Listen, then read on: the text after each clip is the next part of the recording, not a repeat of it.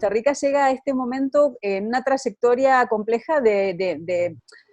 ir de menos a más, desigualdad socioeconómica de manera sostenida en los últimos años y con una persistente proporción de población en condiciones de pobreza, 2 de cada 10 personas en el país, y además llega a este momento con una baja participación laboral femenina en comparación a otros países de igual desarrollo humano de la región. A pesar de que las mujeres costarricenses tienen en promedio una mayor educación formal que sus pares hombres, es un país en donde existen enormes retos de incorporación laboral pues de las mujeres, de la mano también de una política pública todavía muy rezagada en cuanto a apoyar esos procesos de incorporación, especialmente en materia de políticas de cuidado, que sean suficientes y que también tengan una amplia cobertura. Costa Rica llega a este momento además con muy poco espacio fiscal, con muy poca capacidad de poder ampliar los recursos que destina a la inversión pública y con un alto nivel de endeudamiento. Y además llega a este momento con un alto nivel de informalidad laboral, más de 1 millón de personas en esas condiciones, y con un alto nivel de desempleo. Entonces, es un país que durante el siglo XX logró altos grados de integración social y mucho éxito en su política pública, pero que llega a este momento comprometido en su capacidad de hacer cosas y de resolver bien los problemas que enfrenta la sociedad. Entonces, cuando llega este tsunami, pues nos encuentra en esa situación y con muchísimos retos.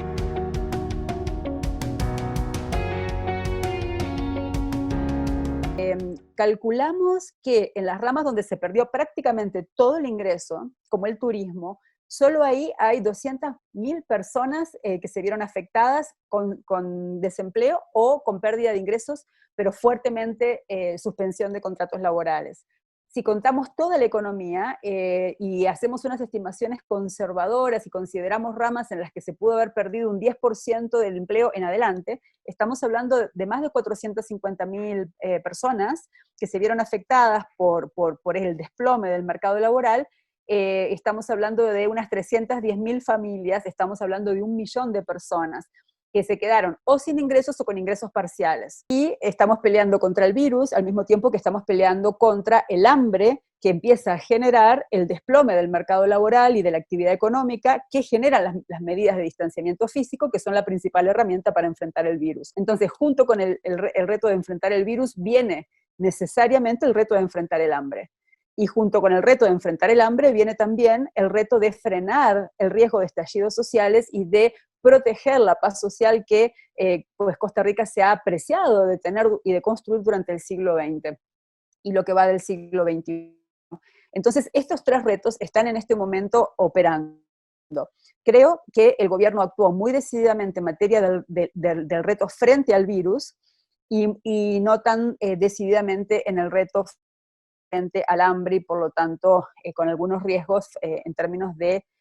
pues de lo que pueda pasar en términos del malestar de mucha gente.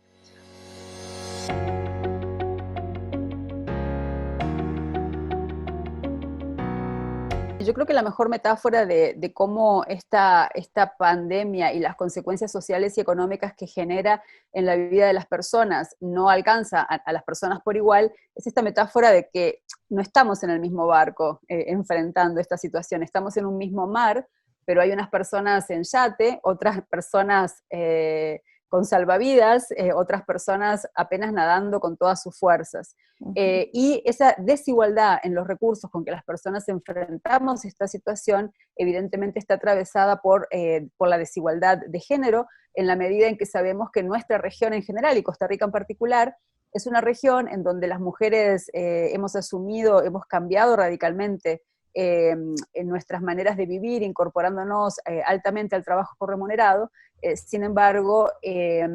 los hombres no se han prácticamente movido de lugar en términos de su incorporación al trabajo doméstico y de cuidados no remunerados. Y esto pues lo documentan todas las encuestas de uso del tiempo, desde el Río Grande en México hasta Ushuaia en Tierra del Fuego. Entonces, es en esta enorme desigualdad de trabajos que nos encuentra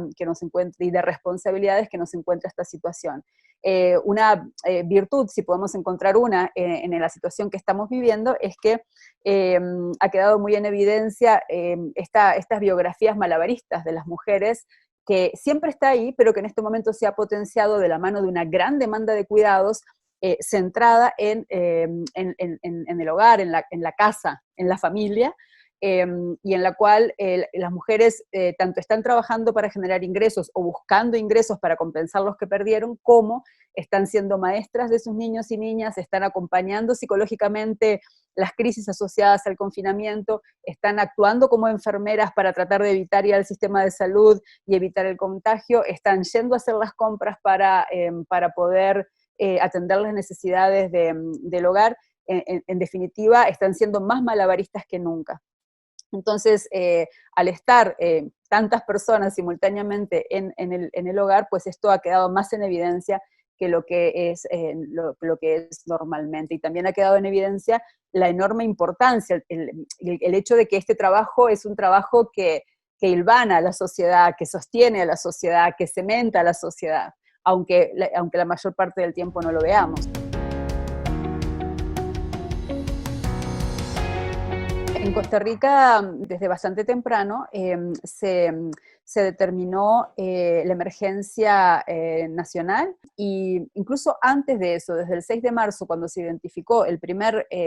caso positivo, se empezaron a tomar medidas para promover el distanciamiento físico. Al igual que en otras partes del mundo, el distanciamiento físico es la principal medida sanitaria, ¿no? El país todavía no puede cantar victoria, está entrando en la etapa más complicada porque ya llevamos mucho tiempo de confinamiento y de distanciamiento físico, pero sí el gobierno ha dado muestras pues de decisión y de consistencia en las medidas que ha tomado, y además ha tenido para enfrentar esta situación un sistema de salud robusto, pues como todos con sus problemas, pero un sistema público financiado colectivamente que tiene la capacidad de recibir a todas las personas, independientemente de sus ingresos y si pueden o no pueden pagar. Este es un país que tiene un sistema público de salud, y eso sin duda hace una enorme diferencia. Eso no quiere decir que no haya muchísimos riesgos de estar comprometiendo el futuro de ese sistema de seguridad social si no se enfrentan retos muy importantes de financiamiento, porque evidentemente en torno a esta pandemia hay gastos, pero no hay ingresos. O sea, digamos, los estados necesitan invertir mucho dinero en un momento en que están recaudando muy poquito. El día siguiente a la declaratoria de la emergencia nacional, el sector empresarial más formal, el más grande en la economía, había logrado que se aprobara un paquete de medidas muy positivo para este sector, que fueron postergar el pago del impuesto de renta, poder cobrar el impuesto al valor agregado, pero no transferirlo, sino que mantenerlo como capital de trabajo junto con lo que no se transfiere del impuesto de renta.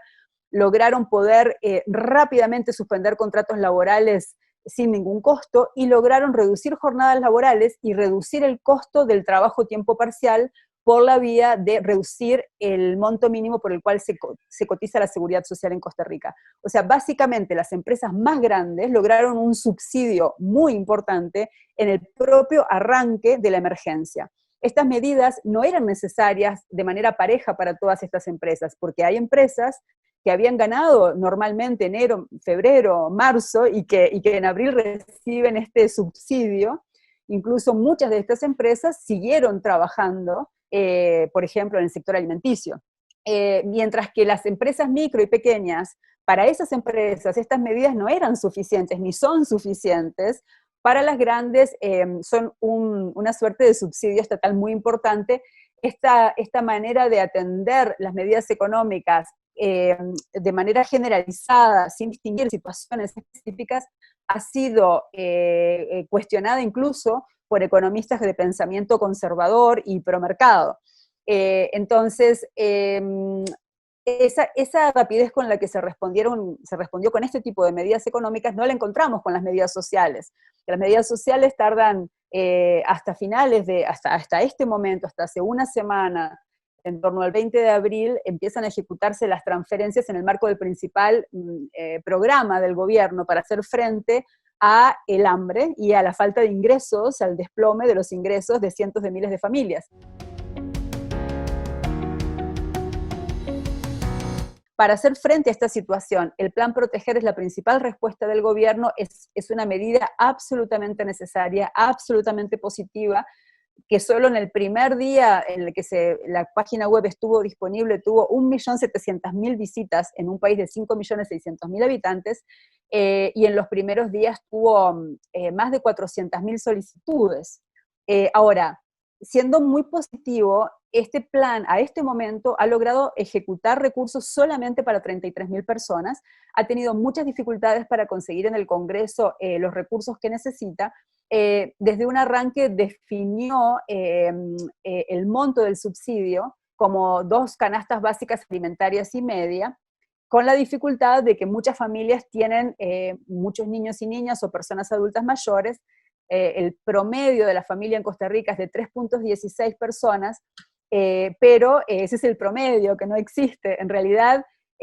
para las personas que no tienen gente a quien alimentar, este monto está muy bien, pero para 7 de cada 10 familias en las ramas donde se perdió todo el empleo, es insuficiente porque hay 3, 4, 5 o más personas integrantes de la familia. Entonces, un llamado de atención que hacemos desde fuera del gobierno es que necesitamos asegurar que esta canasta básica alimentaria, la canasta básica alimentaria en principio cuesta 50.000 colones en la ciudad y 43.000 en el campo, sea una canasta básica alimentaria por boca, por persona, y no por familia. Por supuesto, el gobierno plantea la duda o la tensión entre cubrir mejor las necesidades y cubrir a más personas. Hay una tensión siempre entre suficiencia y cobertura. Aplicaron al Plan Proteger más de 400.000 personas y a este momento solo se han podido atender 33.000 porque llevamos 2 semanas en la Asamblea Legislativa, en el Congreso de Costa Rica, en tiras y aflojes entre diferentes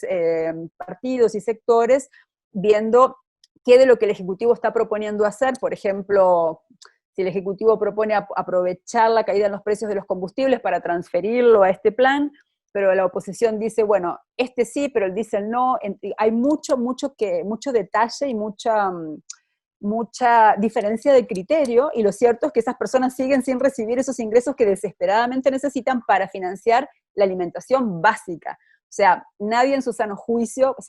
puede pensar en Costa Rica en comprar nada que no sea básico con un monto como este. Y está bien que sea así, porque ese es su objetivo, pero estamos hablando de personas con muchísimo grado de necesidad. De hecho, de las más de 400.000 personas que habían aplicado esta semana al Plan Proteger, unas 250.000 reportaban 0 ingreso. Entonces estamos hablando de una situación de extrema necesidad económica. Entonces, si no se resuelve esto prontamente, no solo estamos desandando las medidas sanitarias, porque no es sostenible el distanciamiento físico, porque la gente cada vez que la gente lo está rompiendo y lo va a seguir rompiendo y lo va a romper crecientemente, no necesariamente siguiendo las regulaciones que el Ministerio de Salud proponga sobre cómo hacerlo de manera ordenada, y además porque entonces nos estamos jugando con fuego en términos de la paz social y en términos de la paciencia de la población para entender que hay un nosotros que va a asegurarle poner el pan en la mesa. En términos de informalidad, bueno, el país llega a este momento con más de 1 millón de trabajos informales. Y esas personas en este momento tienen las mismas necesidades que tenían antes de esta crisis y otras, porque muchas de estas personas estaban logrando conseguir ingresos con múltiples estrategias que han tenido que suspender. Caso claro de las ventas ambulantes, por mencionar solo un ejemplo. El Plan Proteger no le pide a la gente que sea formal. El Plan Proteger admite una puerta de entrada del trabajo informal, siempre y cuando declare que su actividad económica se ha visto afectada por el COVID-19. Desde ese punto de vista, el plan es incluyente tanto de personas asalariadas que estaban trabajando de manera formal, personas asalariadas que estaban trabajando de manera informal, y personas por cuenta propia, sea que estaban formalizadas ante la seguridad social o no. Eso me parece un aspecto muy positivo del plan. Donde el plan se queda corto es en esta definición de estar siendo directamente afectado por el COVID-19, porque hay muchos grises de esto. ¿Qué quiere decir exactamente? Ya reflejando cambios en la dinámica económica global, dado que este es un país altamente integrado, su economía está muy integrada al mundo y por lo tanto es parte de cadenas globales que se vieron afectadas, muchas de ellas mucho antes que la declaratoria de emergencia nacional en Costa Rica propiamente dicho. Entonces, hemos visto cada vez que la ministra de Trabajo o el ministro de Desarrollo Social comparecen públicamente, que las consultas de la gente se ubican en todos los grises que te puedas imaginar. La persona que perdió su trabajo ahora, pero no tiene un papel que lo documente, la persona que lo perdió 2 semanas antes de la emergencia, etcétera, etcétera, etcétera. Pienso que necesitaríamos un mecanismo que se preocupe menos de cuándo empezó la necesidad, porque lo cierto es que todas las personas están siendo afectadas por la pandemia, sea las que se vieron afectadas directamente ahora, como las que se ven afectadas indirectamente ahora también, que son todas. Lo que el gobierno ha venido haciendo es tomar toda la demanda, toda la gente que se ha inscrito, y luego utilizar unos criterios de priorización que no son tan públicos en este momento. Lo que el gobierno ha planteado es que han priorizado las situaciones más críticas en términos de falta de ingresos y más personas dependientes. Creo que se han presentado una serie de dudas y de dificultades por no saber bien algunas personas en qué cajita caben de todas las opciones que hay.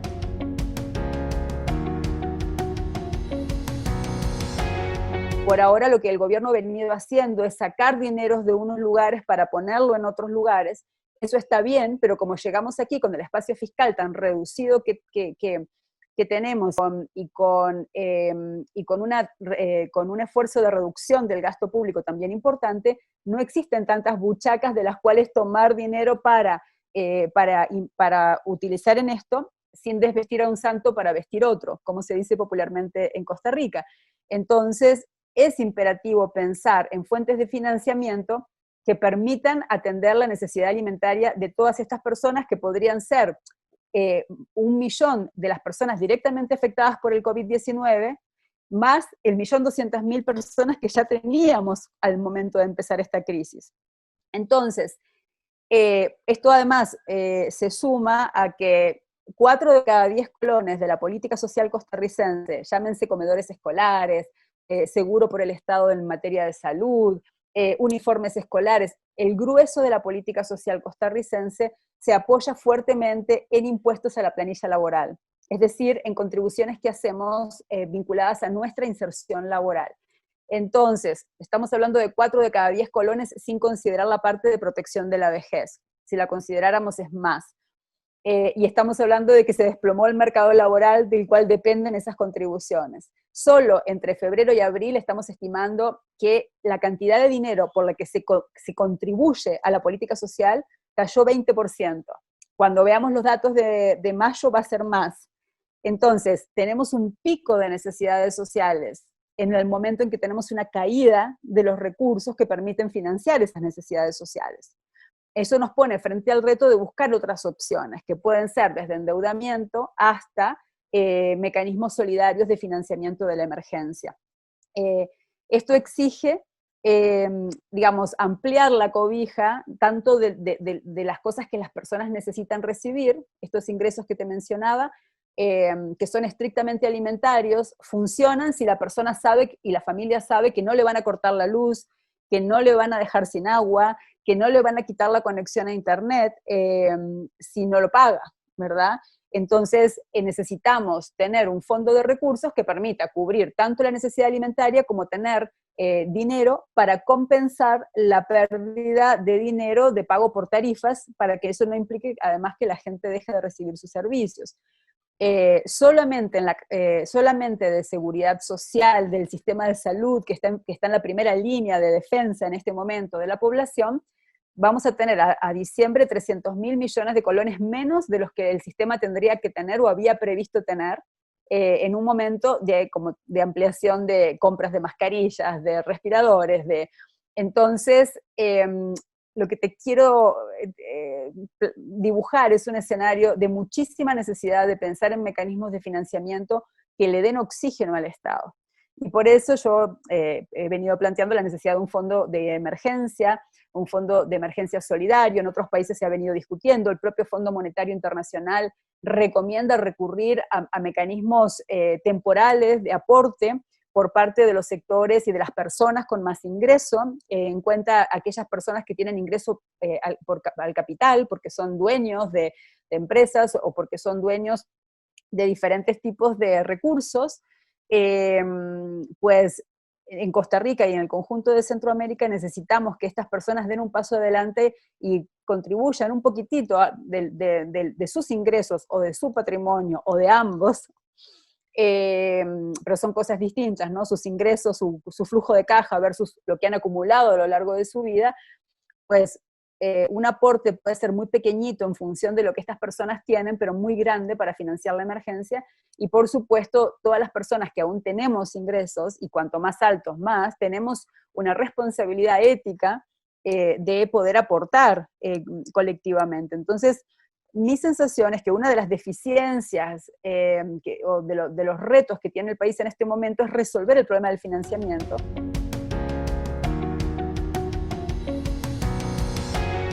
Mi opinión es que Costa Rica tiene condiciones para hacer esto bien y tiene condiciones para hacer esto rápido, pero lo que necesita son acuerdos políticos grandes. Esto es más grande que un gobierno, más grande que el Estado, pero lo estamos discutiendo con una cabeza prepandemia. En los sectores que sistemáticamente atacan el Estado y la necesidad de tener cosas que son de toda la población, salvo, por cierto, se ataca al Estado, salvo cuando tiene que ver con los intereses particulares de este sector, porque muchos de los voceros anti-Estado son los mismos que gestionaron el paquete de medidas que te comentaba, han representado un subsidio muy grande de parte del Estado al sector privado en los primeros días de la emergencia. Entonces, es un no creer en el Estado, salvo que me sirva a mí, digamos. Pero entonces, los términos del debate siguen siendo los términos del debate prepandemia, a diferencia de otros países del mundo, en cuenta algunos países con los que nos gusta compararnos, países europeos, como España, como Inglaterra, como Alemania. En esos países esta pandemia se produjo de manera tal que rápidamente cambió los términos del debate pro-Estado, anti-Estado, a un consenso acerca de la importancia de que el Estado y lo público asegure un piso. Y eso ha permitido unos márgenes de acuerdo políticos relativamente amplios comparado a los que tenían estos países antes de la pandemia. En Costa Rica esta conversación, como yo la veo al día 24 de abril, está congelada en esos términos prepandemia, entre quienes creemos que el Estado es importante y quienes creen que no. No nos hemos movido mucho del lugar, y de alguna manera hay como una entre líneas ahí, como si este problema fuera a terminarse rápidamente, como si en 3 meses la vida va a volver a la normalidad, y entonces más bien aquellos sectores que desconfían del Estado, que desconfían de su papel, consideran que este es un momento para aprovechar a ir por más en términos de reforma de empleo público, en términos de reducción de instituciones, que por cierto, esa es una de las medidas que el gobierno ha planteado esta semana, la eliminación de duplicidades en 30 instituciones. Me parece que es algo compartible, ¿no? Pero representa el 0.08% del Producto Interno Bruto, y en este contexto de crisis, a mí me parece que es como reacomodar los muebles en la sala cuando tenés una inundación. Es como, realmente este es el momento para que discutamos la eliminación de duplicidades en el sector público que representa el 0.08% del Producto Interno Bruto, o es el momento en que discutamos cómo conseguimos 3, 4, 5 puntos del PIB para financiar la emergencia. Los vamos a necesitar, de verdad los vamos a necesitar, para financiar estos